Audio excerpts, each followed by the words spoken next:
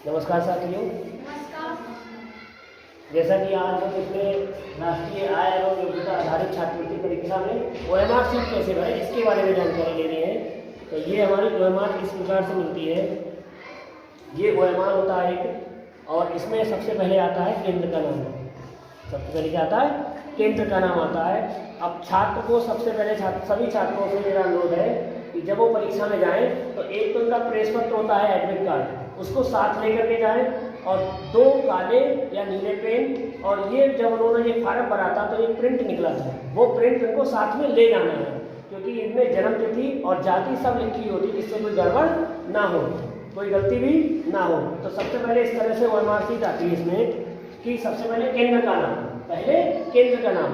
इसमें हमारे जो एडमिट कार्ड होता है, एडमिट कार्ड में हमारे केंद्र का नाम लिखा होता है। जैसे ये एग्जाम सेंटर का मतलब होता है आपका केंद्र का नाम। तो इसमें देखिए अंगूरी देवी सरस्वती बालिका मंदिर, तो आपको यहाँ पर इस प्रकार से एक एक शब्द यहाँ भरना है।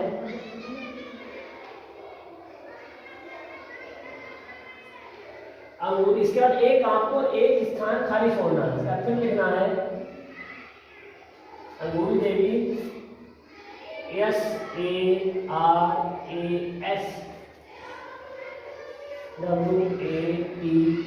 आगे भी आपको जगह मिलेगी, तो जहां तक आपको जगह मिले वहां तक आपको केवल इसमें भरना है। इसके बाद आपको आएगा अभ्यर्थी का नाम, अभ्यर्थी का नाम। तो यहाँ लिखा है आपका कैंडिडेट नेम, क्या लिखा है?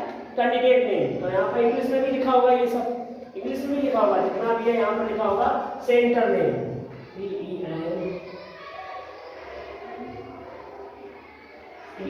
Centre name, centre name. यहाँ पे लिखा होगा कैंडिडेट नेम, कैंडिडेट्स नेम। यहाँ पे लिखा होगा फादर्स नेम,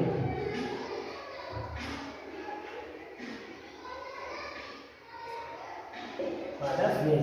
तो अभ्यर्थी के नाम में आपके प्रवेश पत्र में जो लिखा होगा वही आपको लिखना है। कंचन मौर्य, तो आपको इस प्रकार से लिखना है KANCHAN।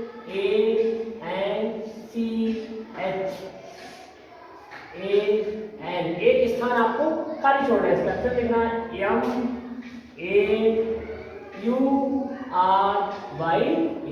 कैपिटल लेटर में लिखना है, यानी कि अंग्रेजी के बड़े अक्षरों में आपको ये लिखना है कंचन मौर्य।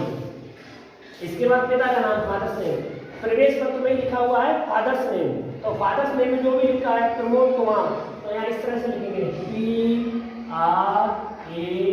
PRAMOD, Pramod Kumar, KUMAR, Pramod Kumar. अगला आपका आएगा, एक होगा राज्य कोड, एक होगा वर्ष, एक होगा केंद्र संख्या और अनुक्रमांक।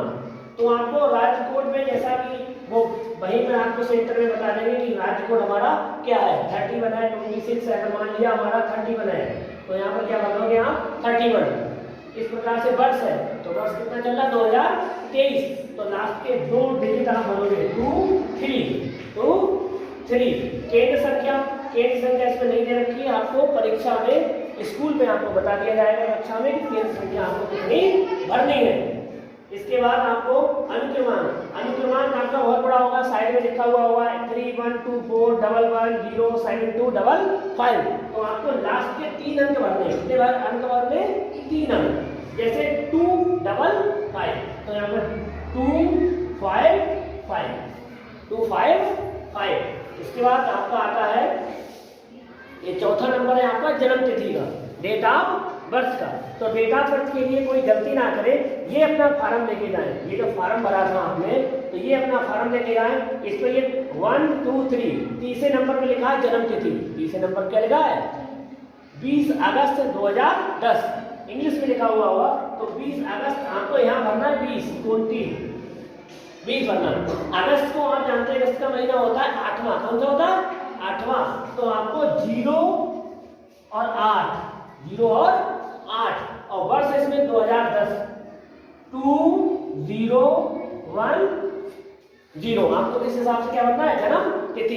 ये आपको अवश्य ले जानी, जिससे कोई गलती ना हो। फिर आप लिंग भरना है, छात्र हो या छात्रा। अगर ये कंचन मौर्य क्या है? छात्रा। क्या है? छात्रा, तो कंचन मौर्य छात्रा है, तो आपको 2 नंबर पे इसमें वो मार्कशीट आपको मिलेगा। तो 2 नंबर पे आपको भरना है फीमेल। क्या भरना है? फीमेल लिखा हुआ है, यहाँ आपको 2 भर देना। क्या भर देना है? 2 भर देना है। इसके बाद आपका आता है जाति। क्या आता है? आपका छठा नंबर यही लिखा होगा, 6 नंबर। चलो इधर लिख देते हैं, ये 6 नंबर लिखा होगा जाति। क्या लिखा होगा यहाँ पर? जाति। कास्ट कौन सा है? तो एक होगा सामान्य, जनरल, जनरल लिखा होगा, और यहां लिखा होगा अनुसूचित जाति, अनुसूचित जाति लिखा होगा यहाँ पर लिखा होगा अनुसूचित जनजाति लिखा होगा, और ये लिखा होगा अन्य पिछड़ा वर्ग, अन्य पिछड़ा वर्ग लिखा होगा। तो यहाँ लिखा होगा 1, यहाँ 2, यहाँ 3, यहाँ 4।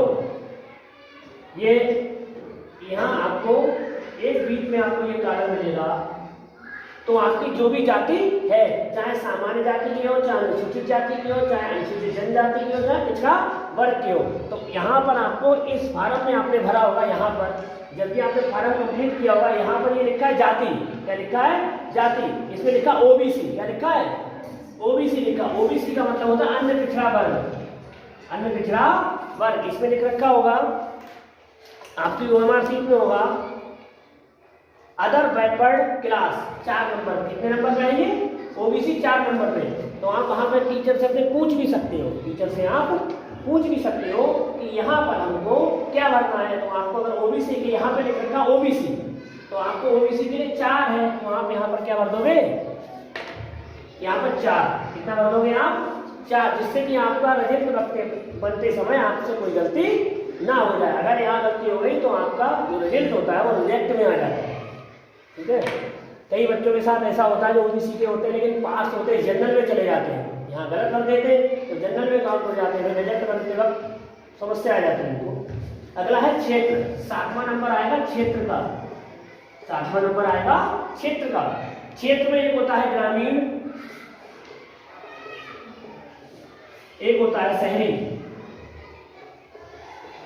यहाँ पे लिख रखा हुआ, इंग्लिश में भी लिख रखा हुआ रूरल, यहाँ पे लिखा हुआ अर्बन।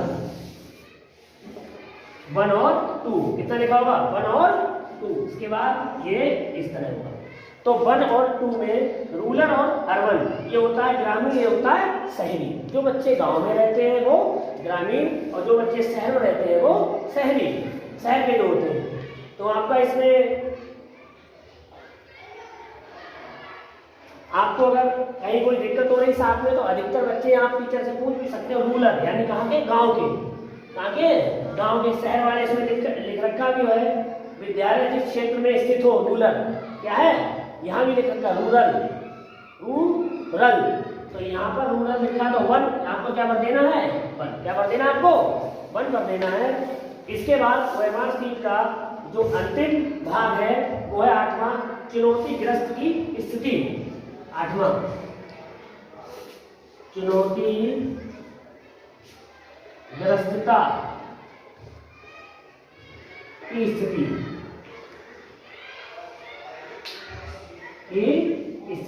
ये आएगा डिसेबिलिटी स्टेटस।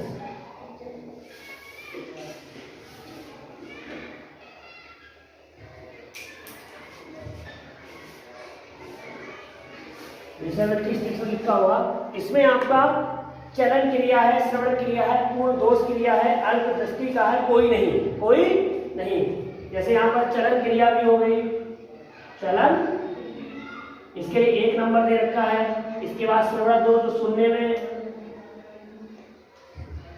इस हिसाब से इसमें एक बॉक्स बना हुआ है, इसका एक आता है लास्ट में कोई नहीं। क्या है?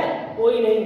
तो आपने जब फॉर्म भरा होगा तो यहाँ पर आपने यहाँ पर लिखा होगा चुनौती रूप से, शारीरिक रूप से चुनौतीग्रस्त, ये वाला यहाँ पर 1 2 3 4 5 6 7 8 9 नंबर पे लिखा है नन। क्या लिखा है? नन। तो आपका यहाँ पे लिखा होगा नन। क्या लिखा होगा? कोई नहीं। क्या लिखा होगा आपका?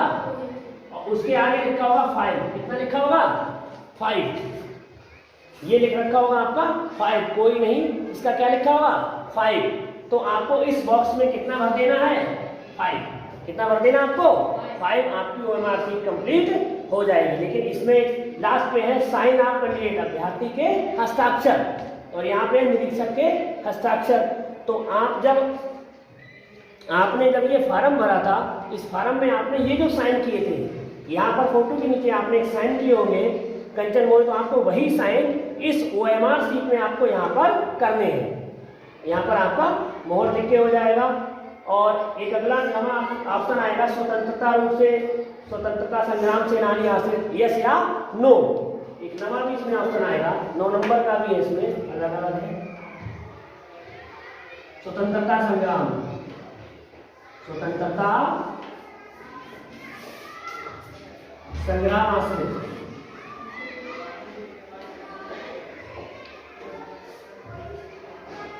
यस और नो, यस और नो, 1 और 2। तो यहाँ पर अपने आपने जब फार्म भरा होगा तो उसमें भी लिखा होगा स्वतंत्रता संग्राम सेनानी प्रमाण पत्र तो है या नहीं, ये लिख रखा स्वतंत्रता स्वयं सा 1 2 3 जाति प्रमाण पत्र क्रमांक के नीचे लिखा नन। क्या लिखा है?